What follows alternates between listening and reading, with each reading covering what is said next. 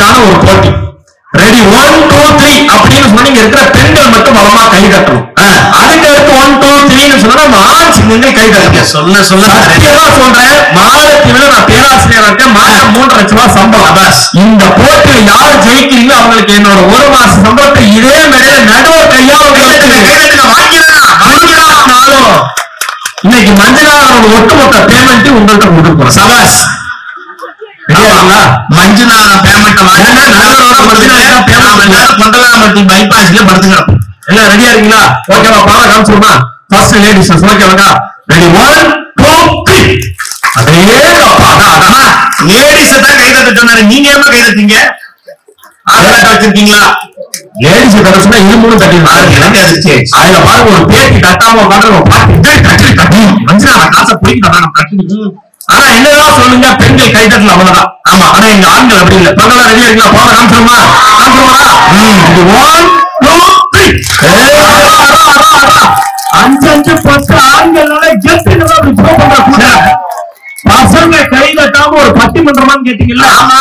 இந்த பசங்கள்ட்ட கை தட்டுவாங்க. என்கிட்ட ஒரு பிக்சர் இருக்குங்க. எப்படி? எனக்கு பேரு என்ன தெரியுமா? அந்த பேர் என்ன? பஞ்ச அவன் தான் பேர். பஞ்சவர்ண பூவா? ஏங்க இருக்கிற வர்ணத்தையும் ஒண்ணும் பண்ண முடியல. பஞ்சவர்ணா பட்டிமன்றம் பேசி அந்த பஞ்சு நிலா சொல்றதுனால எனக்கு பஞ்ச அவன் பேர். இப்ப இந்த ஊரை பாராட்டு ஒரு பஞ்சு நிலா சொல்றேன். சொல்லுங்க. ஆண்கள் பெண்கள் வித்தியாசமா கை தட்டு எப்படி வருமா இருக்கீங்களா? இப்ப நம்ம ஊர் பேருன்னா தம்மநாயக்கன் பட்டி. ஆமா, இதனால தம்மநாயக்கன் பட்டி மாதிரியா இருக்கு. தம்மநாயக்கன் பட்டி இத பாராட்டு ஒரு பஞ்சு நிலா சொல்லிட்டா. தனுஷ் நடிச்ச படம் குட்டி. இன்ட்ரெஸ்ட் தமிழ்ல பேர் வட்டி. கல்யாணமான பெண்கள் காலில் போடுறது வெட்டி. பட்டிமன்றத்தை கையை தட்டு ரசிக்கிற ஒரே பற்றி தமிழ்நாட்டிலே நம்ம தம்மநாயக்கன் பட்டி. எவ்வளவு ஆனா ரசிக்கிறாங்க பாத்தீங்களா? இப்ப இந்த பசங்களை பாராட்ட வர கைத்துல அடுத்த அளவு உருவாக்குறீங்களா? சொல்லுங்க. டீ கடையில ரொம்ப நாளா தோங்குற மண்ணா அந்த தம்மநாயக்கன் பட்டி பசங்களை பார்க்காத பொண்ணு நல்லா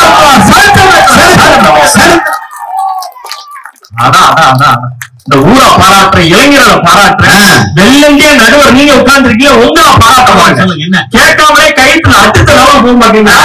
இந்த போக்கஸ் லைட் இந்த டெக்கரேஷன் தமிழகத்தின் தலை சிறந்த பேச்சாளர் இதெல்லாம் சொன்னீங்கல்ல? ஆமா அண்ணே, ரொம்ப ஷார்ப்பா இருக்குங்க. ஷார்ப்பு கொஞ்சம் கம்மி பண்ணுங்க.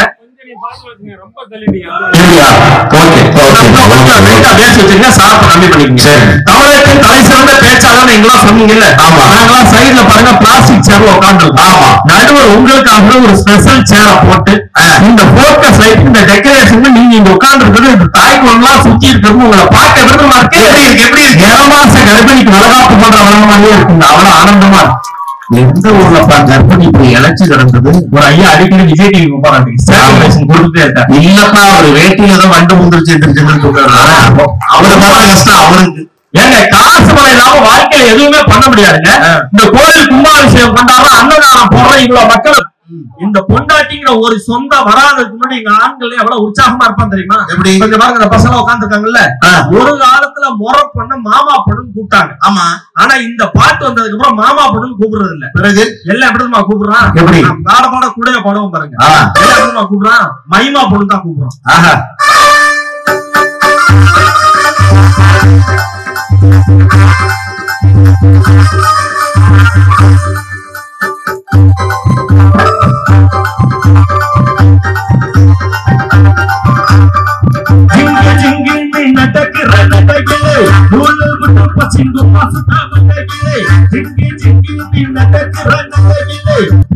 நீங்களா நல்ல ஒரு கைத்தல்ல கொடுங்களா? நான் பாட பாட கூடவே பாடுறாங்க சார். எவ்வளவு பவர்ஃபுல்லா இருக்காங்க பாத்தீங்களா? இப்ப நான் இன்னொரு பாட்டு பாடுறேன். ஃபர்ஸ்ட் லைன் நான் பாடுவேன், அடுத்த லைன் நீங்க பாடுறீங்க. எல்லாம் கை தட்டுறாங்க. பண்டிகையை சும்மா பட்டையை கலப்புறோம். ஓகேவா? ஃபர்ஸ்ட் லைன் கூட அடுத்த லைன் நீங்க பாடணும். பட்டாம்பூச்சிடி நல்ல கை தட்டுங்க. என்ன பவர்ஃபுல் பாத்தீங்களா? அடுத்த பாட்டு ஃபர்ஸ்ட் லைன் பாடும், அடுத்த லைன் நீங்க பாடணும். ஓகே? ஜித்து ஜில்லாடி நல்ல கை தட்டுங்க. நல்ல கை தட்டுங்க. பாட பாட வட்ட அடுத்து டக்கு டக்குன்னு அடிக்கிறாங்க. அப்படி அப்படி. இன்னொரு பாட்டு ஃபர்ஸ்ட் லைன் பாடும், அடுத்த லைன் நீ பாடணும். ஓகேவா? இந்த பாட்டு பாடலாம். இந்த பாட்டு பாடலாமா? பாடுறீங்களா? ரெடியா இருக்கீங்களா? வளைய விரிச்சு வீசு மாட்டுறது மாட்டோம் எதுவும் கிடைக்கலன்னா. அந்த பையன் கூட நாகரிகமா அவன் எவ்வளவு உற்சாகமா சொல்றான். வளைய விரிச்சு வீசு மாட்டுறது மட்டும் எதுவும் கிடைக்கலன்னா அந்த தம்பி பெரிய தம்பி தானே அப்படின்னு டீசெண்டா அவன் அப்படிங்கிறான். அவ்வளவு உற்சாகமா இருக்கான் சார். அவ்வளவு உற்சாகமா இருக்கா. ஏன் லாஸ்ட் பாட்டு அதோட நீ பாட்டு கங்காமாரி ஊதாரி போடா நாதாரியா. ஆமா அப்படிதான் சொல்றேன். ஏக்கா நான் கங்காமாரி ஊதாரி போடா நாதாரிக்கிறேன் ஐயா. லாஸ்ட் பாட்டு ஓகே. எண்ணிய எண்ணியாங்கி எழுதுவேன். இது பாட்டிலே வராது போட்டேன். இதெல்லாம் சினிமா பாட்டிலே வராது. போயா வேலையை பார்த்துக்கிட்டு இருக்கிறோம். ஆனா இந்த அளவுக்கு நாங்க உற்சாகமா இருந்தோம்லங்க. எல்லாம் கல்யாணம் ஆகிறதுக்கு முன்னாடி எப்படி இருந்தாங்க, கல்யாணம் ஆனதுக்கு அப்புறம் எங்க நிலைமை எப்படி நம்ம ஆகி போச்சு. எப்படி எங்கே செல்லும் இந்த பாதை யாரோ யாரோ அறிவார். எங்கே செல்லும் இந்த பாதை யாரோ யாரோ அறிவார். அப்படி போயிடுச்சு வாழ்க்கை. இந்த சொந்த பந்தத்தால ஏதாவது மகிழ்ச்சி இருக்கா நான் கேட்கிறேன். ஃபர்ஸ்ட் புருஷனுக்கு கட்ட புருஷன் நிம்மதியா சாப்பாடு ஆக்கி போறீங்களாமா? அன்னைக்கு பட்டிமன்றம் லேட் ஆச்சுங்க. என் பொண்டாட்டி சொன்ன அடியே பட்டிமன்றம் லேட் ஆச்சு, சப்பாத்தி சுட்டுவான்னு கொண்டு வந்து குடுக்கறா. பிக்கிறேன் பிக்க முடியலக்கா. சப்பாத்தி மேல ஒருத்த காலை வச்சுட்டு கையை வச்சு இருக்கிறேன், சப்பாத்தியை பிக்க முடியல. கேவலம் சிரிக்காதீங்கக்கா. என்னடி சப்பாத்தி இது இப்ப உள்ள வந்தா பிச்சு முடிஞ்சது. இந்த சமயக்கட்டம் சொல்றாங்க நான் சுட்ட சப்பாத்தியே பிக்க முடியல, என்ன பிக்கிறான் போயா வேலையை எடுத்துக்கிற ஐயா. புருஷனுக்கு மரியாதையே கிடையாதுங்க.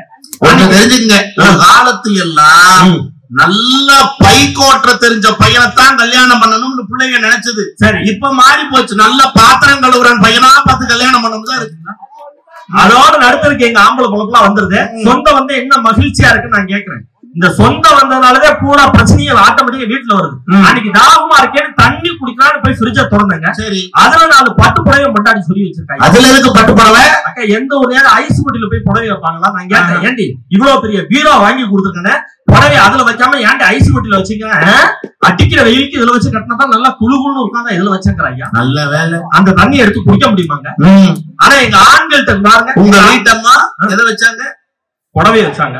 என் பையன் கொண்டு வந்து என் பேரை ஒரு துண்டு சீட்ல எழுதி ஃப்ரிட்ஜுக்குள்ள வச்சுட்டான். ஏன் நான் கேட்ட ஏண்டா தம்பின்னு, நீ தானப்பா சொன்ன அப்பா பேரை கெடாம பாத்துக்கன்னு, இதுல எதை வச்சாலும் கெடாதுன்னு அம்மா சொல்லுச்சு, அதனாலதான் கொண்டு வந்து சொருகனேன். நீங்க சொல்ல வேண்டியதானே என் பேரை ஃப்ரிட்ஜ்லயே வச்சாலும் கெட்டு. அப்படிதான் நம்மளை தூக்கி ஃப்ரிட்ஜ்ல இன்னும் கொஞ்ச நாள்ல வச்சிருவோம். அந்த அளவுக்கு வாழ்க்கை மோசமா போயிட்டு இருக்கு. ஆனா எங்க ஆளுங்க அப்படி கிடையாது சார். உறவுகளுக்கு மரியாதை கொடுக்கணும்னா கொடுத்துட்டு எங்கால எப்படிமா பாடுவான் பாட்டு. காலையில கூட மரியாதை கொடுங்க பசங்க தான் கொடுப்பான். செத்து வச்சாரு எத்தனை காதல்ல செத்து பாரு கண்ணகி மீனாட்சி மீனாட்சி அந்த காதல் நாச்சி. மீனாட்சி மீனாட்சி அந்த காதல் நாச்சி. இங்க ரொம்ப நாளாச்சு 4 வருஷம் மீனாட்சி. வந்து கப்பா வந்து கப்பா வந்து கப்பா பாவப்பட்ட அம்பாளைய எட்டு கப்பா. சொந்த பந்த நல்லா இருக்குங்கிறாங்களே, உங்களை சாட்சி ஒரு நல்ல கைதட்டல் கொடுங்க. என்ன அழகா பாட்டு. இந்த பாட்டெல்லாம் தேவா சாரோட இசை எவ்வளவு அழகு. உங்களை சாட்சி ஆச்சு நான் ஒரு கேள்வி கேட்கறேங்க. சொந்த பந்த லட்சணத்தை பாக்குறீங்களா? குறிப்பா கல்யாணமான ஆண்களுக்கு இந்த கேள்வி கரெக்டா பதில் சொல்லுங்க. குறிப்பா கல்யாணமான ஆண்கள் 7 ஜென்மத்துக்கு இப்ப இருக்கிற பொண்டாட்டியே எனக்கு மனைவியா வரணும்னு நினைக்கிற ஆண்கள்லாம் கை தூக்குங்க பாப்போம்.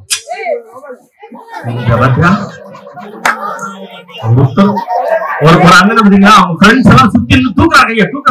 தம்பி ஆகாத தப்பி எல்லாம் பொண்டா கை தூக்கி இருக்க. ஆனா அந்த காயமா சிரிக்கிற தமிழர் நண்பர்களுவா அதையும் யாருமே தூக்கல, எல்லாமே சைட்ல தான் உட்கார்ந்துருக்காங்க. ஆனா அங்க தேவையா அந்த அந்த காரணம் ஒரு அண்ணன் மட்டும் கை தூக்குனாரு. ஏன் தெரியுமா? ஏன் பக்கத்துல அவங்க வீட்டுக்காரன் அந்த கருவாப்பையை கேட்கலாம், அவனுக்கு தன்னாட்டா நிக்கிற தூக்கு கையன்னு ஒரே வழி தாங்க முடியாம தூக்குறாரு. ஆனா இதே கேள்வி நம்ம பெண்கள்கிட்ட கேட்டு பாருங்க. 7 ஜென்மத்துக்கு இதே புருஷன் தான் வேணுமானா கல்யாணமான எல்லா பெண்கள் நம்ம ஊர்ல கை தூப்பாங்க. ஏன் அன்பு பண்பு பாசமா? பிறகு எந்த ஜென்மத்துல இப்படி இழிச்ச வாய் புருஷன் நான் கடப்பா. அதனால 7 ஜென்மத்துக்கு ஒரே புருஷன் அவன். அந்த ஒரு காரணம் தாங்க. நீங்க பாருங்களேன், எங்க ஊர்ல தான் ஒரு ஆள் சொன்னான், ஆனா கல்யாணத்துக்கு முன்னாடி சாமியே கும்பிட்டது இல்ல, கல்யாணத்துக்கு அப்புறம் கும்பிடாத சாமியே இல்லையா மாட்டேங்குது. இவர்கிட்ட மாட்டிட்டு செருப்படி வாங்க வேண்டியதா. அப்ப சொந்த பந்தம் சரி இருக்கா சார்? நல்ல அத்தனை பிரச்சனையை கொண்டாந்து நம்மள்ட்ட இழுத்து விடுறதா இந்த சொந்த பந்தம் தானே. ஆனா பணம் இருந்தா தான் சார் வாழ்க்கையில எல்லா மரியாதையும் நம்மளை தேடி வரும். நான் சத்தியமா சொல்றேன், பணம் இல்லன்னு வச்சுக்கோங்களேன் ஒத்த பையன் மதிக்க மாட்டான் சார். ஆமா, எத்த பிள்ளையாவே இருந்தாலும் நீங்க காசை கொடுத்தா தான் அவன் ஃப்ரெண்ட்ஸோட பேசுறப்ப சொல்லுவான், இதோ போறாரு பாத்தியா அவருதான் என் டாடி. காசு கொடுக்குற இந்த ஒப்பரம் பாரு கேடிமா. ஆமா, காசை எடுத்து கொடுத்தா தான் இந்த பாரு இவங்கதான் என் மம்மி மம்மி. காசு கொடுக்காட்டி இந்த போது பாரு டம்மி டம்மி. காசை கொடுத்தா தான் நீ அப்பா, இல்லாட்டி ஆயிடுவ டப்பா டப்பா. காசை கொடுத்தா தான் நீ அம்மா, இல்லாட்டி ஆயிடுவ சும்மானா. பணம் தானே எல்லாத்தையும் நிர்ணயிக்குது. பட்டிமன்றம் முடிஞ்சு நான் கொண்டு போய் காசு கொடுத்தா கூட கொண்டாடி வாசலேன்ட்டு வாங்கத்தான் வாங்கத்தான் வாங்கத்தான் வாங்கத்தான். ஏன் நீங்க கொடுக்குற கவரை வாங்கத்தான் வாங்கத்தான். 1ஆம் தேதி சம்பளத்தை கொண்டு போய் கொடுத்தா தான் நாங்க ஹஸ்பண்ட், இல்லாட்டி அன்னையோட பொண்டாட்டிக்கிட்ட சஸ்பெண்ட் சஸ்பெண்ட். நடுத்தருல தான் சார் கிடக்கணும். நீ பணம் சம்பாதிக்காம வீட்டுல இருந்தா பொண்டாட்டி மதிப்பாள சார். நான் ஒரு நிதர்சனமான ஒரு உண்மையை சொல்றேன். உண்மைனா நீங்க கை தட்டுங்க, இல்லாட்டி வேணாம். ஒரு வீட்டுல கூட பிறந்தவங்க 4 அண்ணன் தம்பிங்க இருக்காங்க. சரி, 3 பேர் நல்ல வருமானம், நல்ல சம்பாதிக்கிறான். பிள்ளைகளை கான்வென்ட் ஸ்கூல்ல சேர்த்து நல்லா படிக்க வைக்கிறான். சரி, 4வது பையனுக்கு சம்பாத்தியம் பத்தல. நல்லவன் தான், நல்லவனுக்கு ஏது சம்பாத்தியம்? நல்லா இருந்தா தான் சம்பாதிக்க முடியாது. நல்ல சம்பாத்தியம் பத்தல சார்.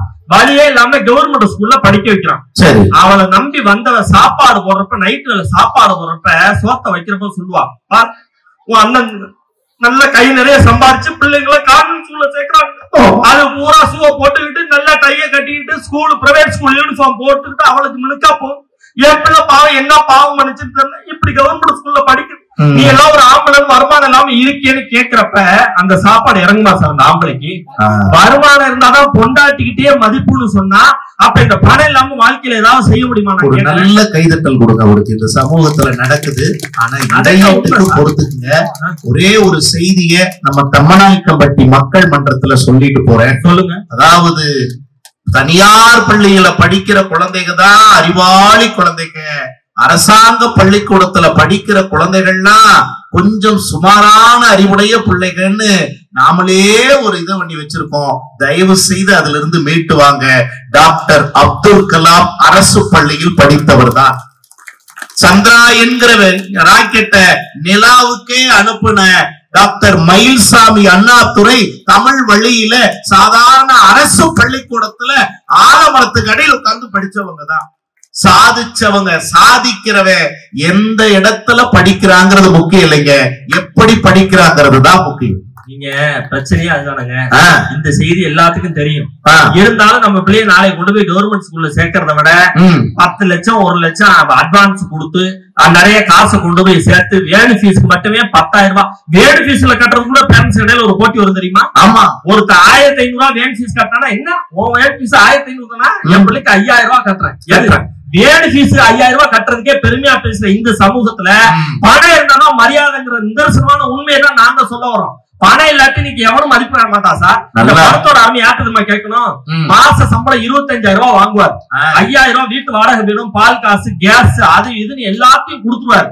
22ஆம் தேதி அவன் கையில பணம் இருக்காது.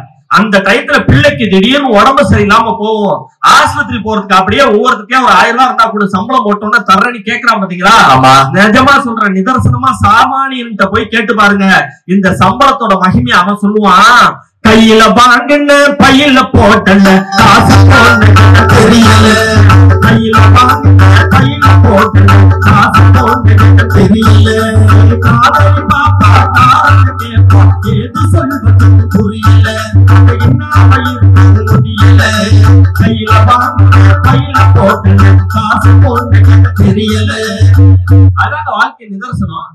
பெத்த பிள்ளையாவே இருந்தாலும் காசு கொடுக்காட்டி மதிக்க மாட்டான். அதுதான் நீங்க உண்மையை புரிஞ்சுக்கணும். இந்த சொந்த பந்தம் சொல்றீங்களா, நல்ல நாக்கப்படுங்க. உங்கள்கிட்ட ஒரு கேள்வி, நல்லா கேளுங்க. இந்தமா லலிதா, பெத்த பிள்ளைக்கு உருப்படியா ஒரு தாலாட்டு பாட்டு உங்களுக்கு சொல்லுங்க. முதல்ல தாலாட்டு பாட்டு பாடுறது தான் நான் கேட்கிறேன்.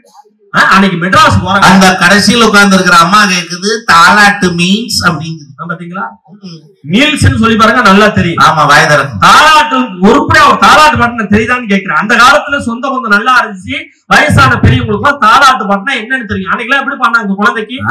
ஓ ராரி ராரி ராரி ராரி ராரி ராரி ராரி ராரி ராரி ரோ, ஓ ராரி ராரி ராரி ரோ, ஓ ராரி ராரி ராரி. குழந்தை அப்படியே தூங்குச்சு. மெட்ராஸ் போறேன், அன்னைக்கு மெட்ராஸ் போறேன். ஒரு அம்மா பெத்த பிள்ளைக்கு சொந்த வந்த லட்சணத்தை பாருங்க, சொந்த வந்த லட்சணம் அந்த அளவுக்கு இருக்கு. பெத்த பிள்ளைய தொட்டில போட்டு தாலாட்டு வரணும், தொட்டில போட்டு அந்த பையன் பாடி பாடி எட்டி குதிச்சுட்டு வரோம். இளைஞன்னு குழந்தை தொட்டே நீக்கிட்டு சனியனை எதுக்கு இங்க வந்து கத்துறேன்? உன் புருஷக்காரங்க திண்ணையில தண்ணி அடிச்சு உட்காந்துருக்கா, அங்க போய் கத்து நானே தூங்கிக்கிறேங்க. அதுல இந்த பெண்கள் தாலாட்டு பாடுற சாக்குல ஜாட பேசுவாங்க பாத்தீங்களா, இந்த லட்சணமா இருக்கா? நான் ஒன்னே ஒண்ணு கேக்குறேன், நம்ம ஊர்ல கம்மநாயக்கன் பட்டியல நான் கேக்குறேன், மாமியா மருமகள் எல்லாம் சேர்ந்து உட்கார்ந்து இருக்கீங்கல்ல, எந்த மாமியாவது என் மருமகள்ல என் மகளா பாக்குறேன்னு ஒரு 2 மாமியா கையை தூட்டிட்டு மேடைக்கு வாங்க. சத்தியமா அம்மா வலுக்கட்டாயமா கைய முடிச்சு தூக்குங்க. சந்தோஷங்க. அப்படி இப்ப மாத்தி இப்படி கேக்குறேன், எவ்வளவு மருமக இருக்கீங்க, எந்த மருமகளாவது ஒரு மருமகன் அது மாமியா கிடையாது. எங்க அம்மா மேல எப்படி பாசம் வச்சிருக்கோம்னா அதே போலதான் நான் மாமியா மேலையும் பாசம் வச்சிருக்கேன். அது மாமியா கிடையாது, என் அம்மான்னு சொல்ற ஒரு மருமகன் மேடை எழுதுவங்க பாக்குறேன். நான் கேட்கிறேன், நீ மாமியார கொண்டு 6 மாசம் ஆகுது, அது 6 மாசத்துல கொல்ல போகுது பாத்தீங்களா? இது மாமியா யாருன்னு தேடிக்கிட்டு இருக்கு. நீ எல்லாம் வந்து மாமியா மேல பாசம்னு சொல்ற, அப்ப பாசம் இருக்கா சார்?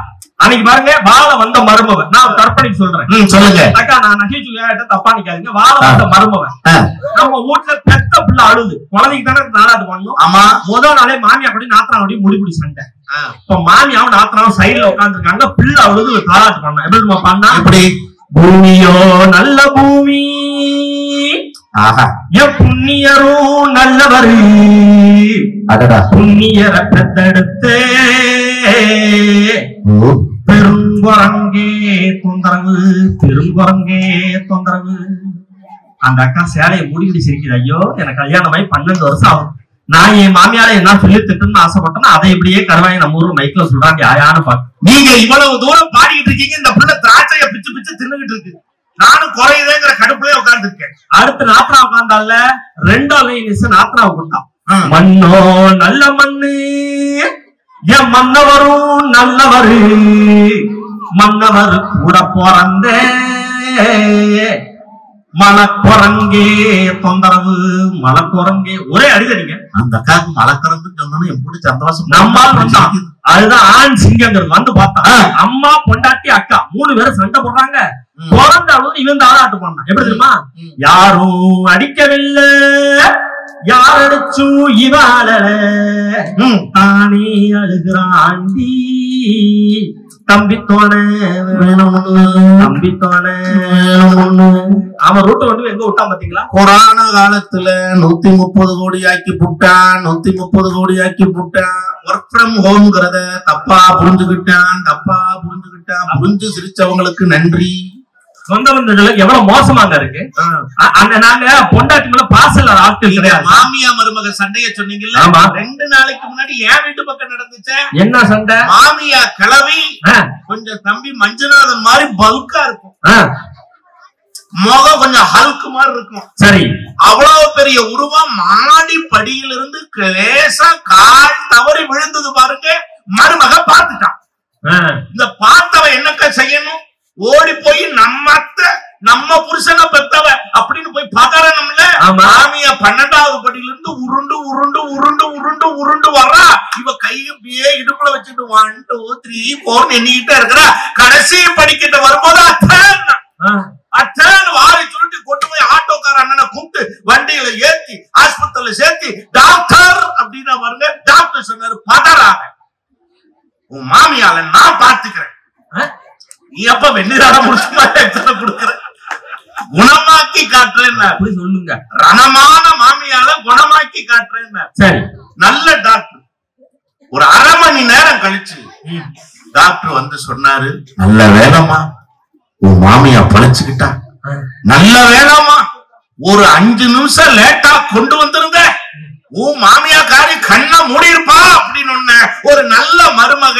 நான் ஆத்தா சத்தியமா கேட்கிறேன், என்ன சொல்லணும்? அப்போ நல்ல வேலை கடவுள் காப்பாத்திட்டாரு. நலதலையா அடிச்சுட்டு சொன்னா பாருங்க. அப்பவே சொன்னேன் அந்த ஆட்டோக்காரர்கிட்ட, மெதுவா போ மெதுவா போ மெதுவா போ, பாவி பையன் வேகமா வந்து என் குடும்பம். அந்த ஆட்டோக்காரத்துக்கு மாமியாமல ஒரு உலகத்திலேயே இங்க யாராவது ஆட்டோ ஓட்டுநர்கள் இருந்தா தயவு செய்து ஒரு கைதட்டல் கொடுங்க. என்ன காரணம் தெரியுங்களா? அட்ரஸ் இல்லா தெருவும் அந்த ஆட்டோக்கார அறிவான்னு ஒரு வார்த்தை சொல்லுவாங்க. பிரசவங்களுக்கு இலவசம், பிரசவத்திற்கு இலவசம்னு ஆஸ்பத்திரிகள்ல கூட எழுதி போடுறது இல்லைங்க, பல ஆட்டோக்களின் பின்னால எழுதி போட்டிருக்காங்க பல பேர். அப்படின்னா அப்படிப்பட்ட நன்மக்களுக்கு ஒரு நல்ல கைதட்டல். அருமை அருமை அருமை. நாங்க பொண்டாட்டி மேல பிரிய இல்லாத ஆட்கள் இருக்காங்க. பொண்டாட்டி எப்படி நாங்கெல்லாம் தாங்குவோம். சத்தியமா சொல்றேன், இந்த மாதிரி கோடை காலம் வந்துருச்சுன்னா ஆத்துல தண்ணி இருக்காதுல்ல, நிலா வெளிச்சத்துல அவளை கூட்டு கொண்டு போயிட்டு அழகா அப்படி புளிசாதத்தை கொண்டு போய் கட்டி கொண்டாந்து ஒரு கோடைப்பாயை விரிச்சு அதை உட்கார வச்சு எல்லாருக்கும் எழுதி வச்சா கட்டி வச்சா கொஞ்சாதியோ கொண்டோரணும் நானும் ரொம்ப சாதாரணம் எண்ணிலவமேகோ போல என்னவ மூடி வச்சா மத்தவங்க கண்ணு பச்சா மத்தளிப்பா தந்தரிப்பா ஒரு கவராணி போல எனக்கு அவன் போல சொல்ல போனா என்ன போல பாக்கியமா யாரும் இல்லை தாரம் கூட தாய போல ஈடு சொல்ல ஏது இல்லை எல்லாம் எங்கும் ராத்திரியில் பாடும் பாட்டு கேட்க கேட்க ஆசையாச்சு ஆத்தங்கர ஈர காத்து மேல பட்டு மோகமாச்சு மூடு நிலா சோறு பொண்ணு மணி தேரு கூட வந்து சேரு கொட்டுங்கடி சாரு ராத்திரியில் பாடும் பாட்டு கேட்க கேட்க ஆசையாச்சு. அதுதாங்க நல்ல கைதட்டல் கொடுக்கு. இந்த பாட்டெல்லாம் கேட்டு எவ்வளவு நாள் ஆச்சு. ஆனா இன்னைக்கு என்ன நடக்குது தெரியுமா? காசுக்காக ஆசைப்பட்டு அத்தனை பிரச்சனை. சத்தியமா சொல்றேன், சொல்லுங்க, இது எத்தனை பேர் நியூஸ்ல படிச்சீங்கன்னு தெரியல. ஒரு பொண்டாட்டி என்னமா பண்ணிருக்கா, என்ன பண்ணிருக்கா, புருஷனோட கிட்னியை வித்து அந்த காசை வச்சு செலவு பண்ணிருக்காயா? உண்மையா இல்லையா? நியூஸ் பேப்பர் பாத்தீங்களா? புருஷனோட கிட்னியை விட்டு அந்த காசுல சொகுசா செலவு பண்ணிருக்காங்க லவர் கூட. இந்த அம்மா நீங்க உயிரை கொடுத்து சொல்லிட்டு இருக்கீங்க, இந்த அம்மா என்ன சொல்லுது தெரியும்? எதுக்காக புருஷனோட கிட்னியை விற்கணும்? புருஷனையே வித்திருக்க வேண்டியதானு. அப்ப வாழ்க்கை அவ்வளவு மோசமா இருக்கா இல்லையா? சொந்த பந்தம் என்ன நல்லா இருக்கு? இந்த பணங்காசோட அருமை யாருக்கு தெரியுமா சார் கேட்கணும்? இந்த பணங்காசனுடைய அருமை யாருக்கு தெரியுமா கேட்கணும்? அதனாலதான் ஒரு பாட்டுல அழகா சொன்னா, ஏது பந்தவாசம் எல்லாம் தேசம் காசு பணம் தந்தால் தேசம் சிலவாசம்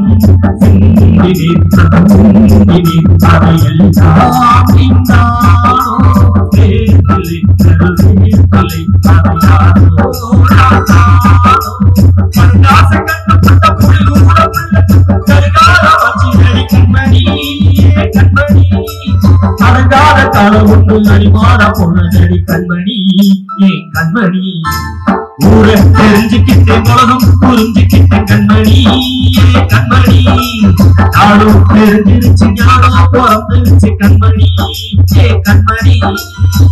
பணங்காசுதான் சார் எல்லாத்தையும் நிர்ணயிக்குது.